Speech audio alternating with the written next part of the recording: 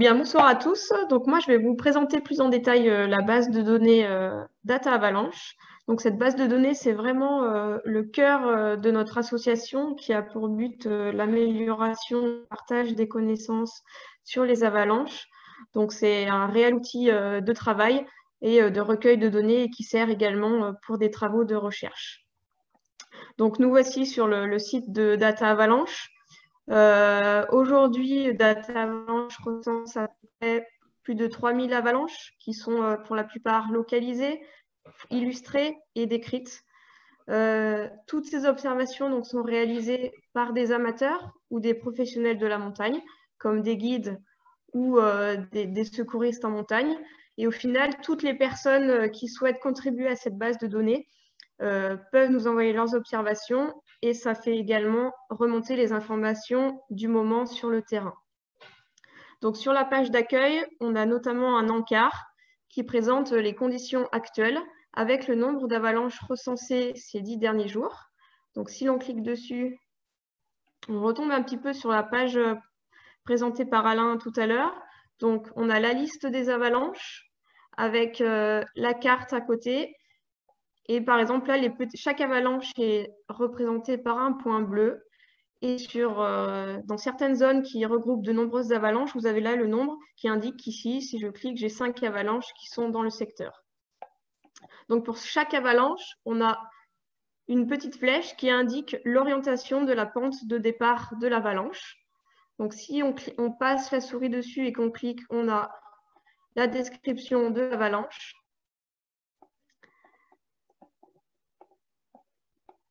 Une grande description pour celle-là, désolée. Voilà, donc on a la description de l'avalanche ici et ainsi là le lien vers la fiche avalanche. Donc sur une fiche avalanche, on retrouve le massif, un sommet et la localisation sur la carte, ainsi que des photos et une description de l'avalanche, des conditions de son déclenchement, etc. Tous les éléments qui peuvent intéresser tous les observateurs et tous ceux qui peuvent étudier les avalanches. Donc Thierry vous présentera tout à l'heure la charte de bonne conduite à nous lorsque vous souhaitez nous transmettre une information. Donc il détaillera tout ça tout à l'heure. Sur cette fiche avalanche, on retrouve également les conditions météo au moment du déclenchement de l'avalanche, avec l'indice de danger du bulletin émis par Météo France s'il est connu, les alertes dans le secteur au moment de l'avalanche et le nombre d'avalanches sur cette même période. Donc là, par exemple, là, sur une période de 3 semaines, nous avons 45 avalanches et on voit ici sur le petit point bleu clair l'avalanche en question. Donc ça permet de mettre en avant des périodes plus calmes et des périodes où l'on voit une grosse activité avalanche. Si on revient sur notre page d'accueil, nous avons ici voir les avalanches plus anciennes ou alors explorer la base de données. Donc ici, nous retrouvons l'ensemble de nos avalanches qui sont recensées dans la base de données. Donc on a la possibilité de filtrer par saison. Là, vous pouvez taper un nom de massif ou une date si vous voulez chercher une date, ou alors plus de filtres avec l'indice de bulletin de Météo France et l'origine du déclenchement. Donc, par exemple, alpiniste.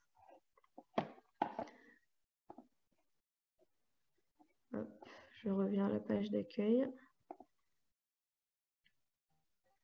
Donc, le recueil des données dans Data Avalanche est vraiment important pour conserver ces données et pouvoir les exploiter par la suite. Donc, c'est vraiment une mine d'or d'informations qu'il faut alimenter et faire vivre sans cesse. Par exemple, si vous décrivez une avalanche dans un forum du type Ski Tour ou Camp to Camp, pardon, il est important également de nous transmettre l'information pour qu'on saisisse et ainsi l'avalanche ne se perdra pas sur le net. Et c'est important pour nous de garder ces informations à des fins de recherche ou d'exploitation des données. Donc, si vous souhaitez nous suivre, nous faire parvenir des informations, contribuer aux observations, Vous pouvez nous suivre via Facebook ou Twitter, donc sur les réseaux sociaux. Donc, à savoir que sur ces réseaux sociaux, chaque avalanche est automatiquement envoyée sur la page Facebook ou Twitter. Donc, c'est un robot. Nous, on intervient très peu et on est très peu réactif aux messages envoyés sur ces réseaux sociaux. Donc, si vous avez des questions ou des observations à nous faire parvenir, vous pouvez nous envoyer pardon, un mail sur l'adresse mail qui figure en bas du site Data Avalanche, qui est, je ne sais pas si vous voyez avec les petites, voilà, qui est ici. Donc, si vous souhaitez nous faire parvenir vos observations, nous avons un formulaire qui se situe ici. Vous pouvez retrouver ici une avalanche. Et là, je vais passer la main à Thierry qui va vous présenter plus en détail ce formulaire.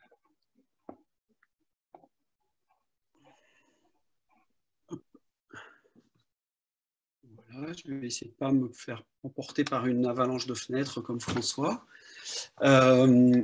Voilà, donc ce formulaire, donc, on le retrouve effectivement tout en bas ou près du petit chocard avec un courrier là.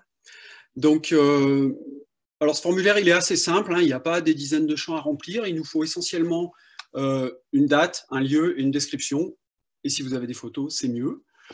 Le lieu, plus vous êtes précis, mieux c'est, hein, donc il suffit que vous tapiez par exemple donc, le nom du massif, et puis allez, on va aller à la pointe de la Sana par exemple, et puis là je clique sur localiser l'avalanche, et puis j'ai une carte qui s'affiche sur laquelle je peux placer plus ou moins précisément, mais plus c'est précis et mieux c'est, l'avalanche que je viens d'observer. Donc voilà, je vais dire que c'était là.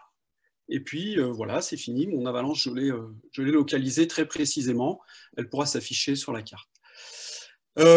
Ensuite, la description. Alors, comme le disait Julie tout à l'heure, il y a des bonnes pratiques, on va dire. On n'a pas vraiment de charte extrêmement rigoureuse, mais par exemple, ça, voilà, ça, c'est pas terrible. Avalanche prévisible déclenchée par 3 skieurs qui n'avaient rien à faire là à cette heure, ils ont eu de la chance. C'est une description qui est un petit peu... qui porte des jugements et qui porte des appréciations, voilà, chacun... disons que c'est le choix de chacun, on va dire. Essayez plutôt de faire une description factuelle qui décrit ce qui s'est passé, voilà, comme celle-ci par exemple, qui explique dans quelles étaient les circonstances. Si vous avez voilà, cassure d'au moins 1,50 m, probablement 2 mètres au plus haut, bon, etc. Vous n'êtes pas obligé de faire des mesures précises, hein, mais en tout cas au moins de raconter ce qui s'est passé. Si vous vous baladez, que vous explorez un peu la base de données, vous verrez qu'il y a des descriptions qui sont très précises, d'autres moins, mais vous verrez celles qui vous paraissent les plus intéressantes en tout cas. Voilà, donc ça c'était sur la partie signaler une avalanche. Alors comme l'a dit Julie, c'est vraiment important pour qu'on puisse capitaliser sur ces données, pour que des chercheurs puissent les exploiter ensuite, que tout le monde puisse en profiter dans la durée. C'est important qu'on ait vraiment des données les plus précises et les plus complètes possibles. On a eu des questions, j'ai vu, pour savoir s'il y avait des avalanches répertoriées dans les Pyrénées, en Suisse, etc. Oui et non, il n'y en a pas beaucoup en Pyrénées et en Suisse, mais je dirais que ça ne tient qu'à vous, à ce qu'il y en ait plus. Pour l'instant, il y en a beaucoup effectivement en Savoie, parce que le réseau d'observateurs autour d'Alain et de Greg, c'est là qu'il est, notamment si vous verrez, il y a beaucoup d'avalanches en Haute-Maurienne. Ce n'est pas parce que la Haute-Maurienne est beaucoup plus avalancheuse que le reste du monde, hein. C'est lié à la pression d'observation. Et donc, on ne peut pas, nous, c'est pas, voilà, c'est des bénévoles de Data Avalanche qui saisissent les avalanches. Donc, plus vous nous aidez en rentrant via ce formulaire, et plus il y en aura dans la base de données, et plus tout le monde pourra en profiter. Voilà pour la partie formulaire. Alors, il y a un autre point dont je voulais vous parler, c'est les alertes. Alors, on peut peut-être poser une petite question, Sarah, pour savoir combien il y a de personnes abonnées aux alertes Data Avalanche. Voilà, et puis en fonction de ça... C'est lancé. Du coup, voilà. Est-ce que vous êtes abonné aux alertes? Alors, j'ai mis le non, mais j'aimerais. Alors, si... Non, mais j'aimerais. Voilà, le non, mais j'aimerais. Si vous êtes OK, on vous abonnera puisqu'on a vos adresses email, puisque vous êtes inscrits. Oui, le plus simple, c'est que chacun s'abonne, ça sera plus simple, Sarah. Ou alors vous vous abonnez chacun. Voilà. Je vais vous montrer comment ça se passe, hein. C'est assez simple. Donc, vous avez toujours près du petit chocard, là, vous recevez les alertes par mail. Voilà, ça c'est la première chose. Alors, on va détailler la façon dont ça se passe, le déroulement de l'abonnement. Mais je vais peut-être vous expliquer un petit peu ce que c'est que les alertes. Donc, il y a 3 sortes d'alertes. Par exemple, aujourd'hui, l'actualité nous aide un peu, il y a une alerte méfiance, situation avalancheuse particulière. Voilà, c'est un type d'alerte, c'est une situation avalancheuse, c'est des avalanches qui nous ont paru remarquables, et donc c'est des avalanches qui sont déclenchées manuellement, essentiellement par Alain ou Greg. Il y a 2 autres types d'alertes qui sont des alertes liées aux précipitations, lorsque les précipitations sont suffisamment élevées pour justifier une alerte, ou du transport de neige par le vent. Donc quand il y a beaucoup de neige transportée par le vent, on émet des alertes aussi. Alors à noter que ces alertes de transport par le vent sont uniquement pour la Savoie et l'Isère, qui sont malheureusement, ou heureusement pour ceux qui y habitent, mais malheureusement pour le haut alpin que je suis, elles sont déclenchées grâce aux mesures faites par les stations FloCapt, et il n'y en a pas dans les Hautes-Alpes, et il n'y en a pas en Haute-Savoie non plus, pas beaucoup. Il y a 3 niveaux d'alerte pour chaque type d'alerte, jaune, orange, rouge, pour faire simple, en fonction de la gravité ou de l'intensité du phénomène.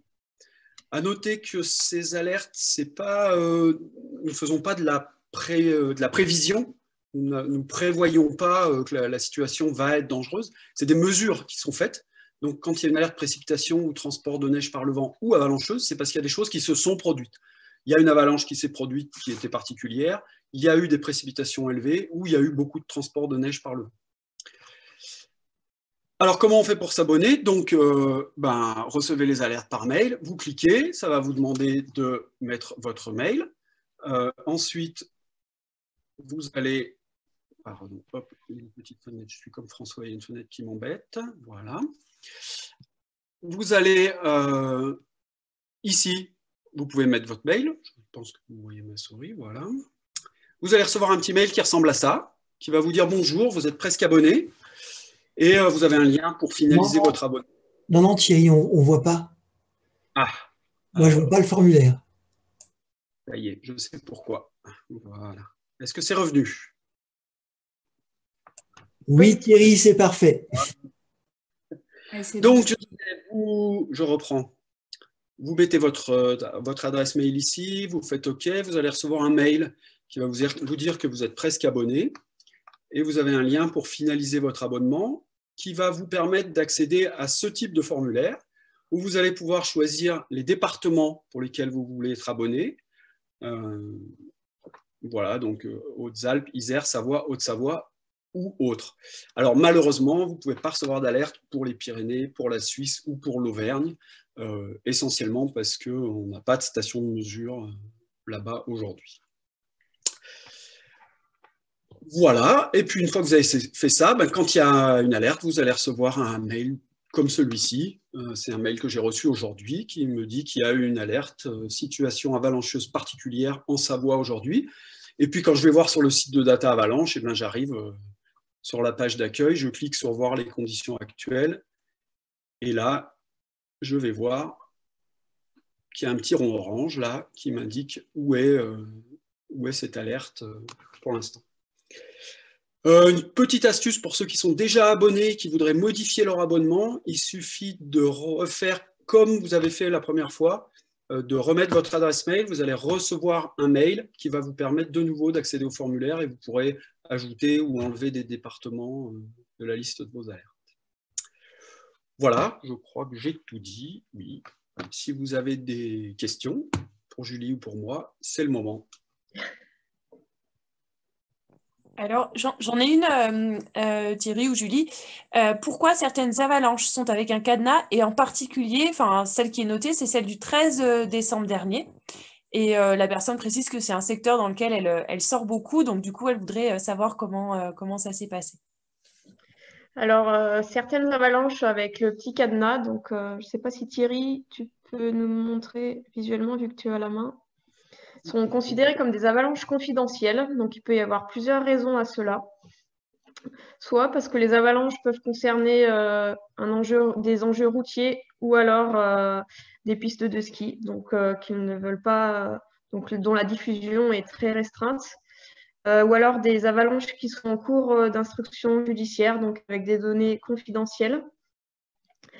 Ça peut être aussi le cas pour des avalanches avec des descriptions dont les propos ne répondent pas à la charte de bonne conduite, comme a expliqué Thierry.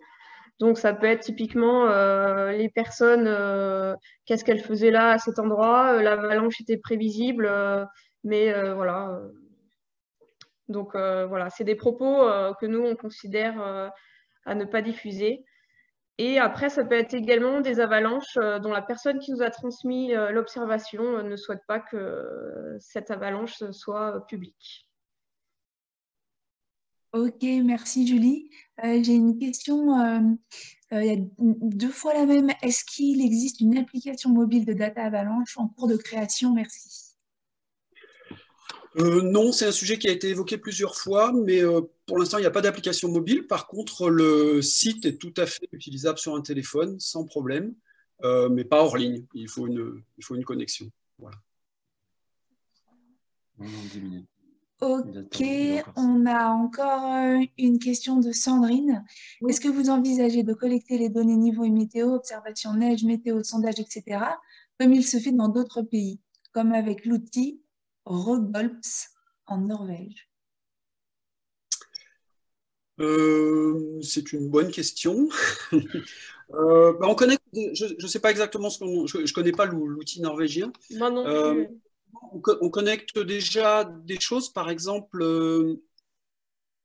alors aux endroits où je cherche, voilà. Si on voit la fiche de cette avalanche, par exemple, sur la fiche d'une avalanche, on va avoir est-ce qu'il y avait des alertes dans le secteur à cette période-là? Quel était l'indice du BRA? Bon, il a été inconnu. Combien il y avait de période avalancheuse ou pas, hein. Et puis tout en bas, on a les mesures sur la période.